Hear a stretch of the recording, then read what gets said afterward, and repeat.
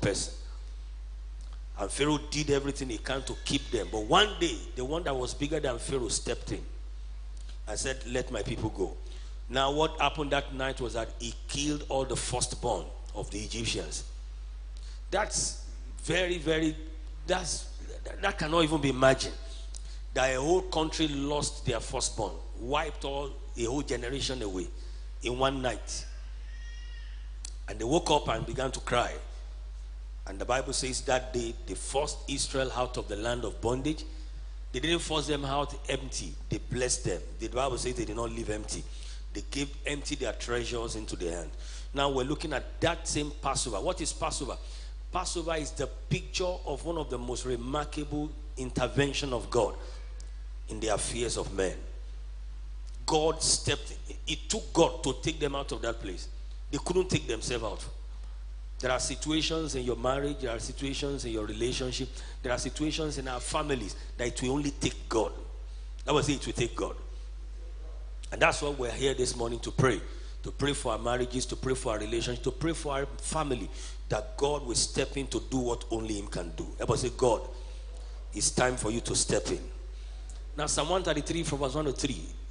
Behold, how good and pleasant it is for brethren to dwell together in unity. He said, how beautiful is it? The next verse, verse 2. It is like the precious oil upon the head, running down on the bed of Aaron, running down the edge of his garment. Verse 3. It is like the dew of what? Amor, descending upon the mountain of Zion. For there the Lord commanded not a blessing, the blessing. I will say the blessing. He said, where there is unity, where there is love, that's where God commands the blessing.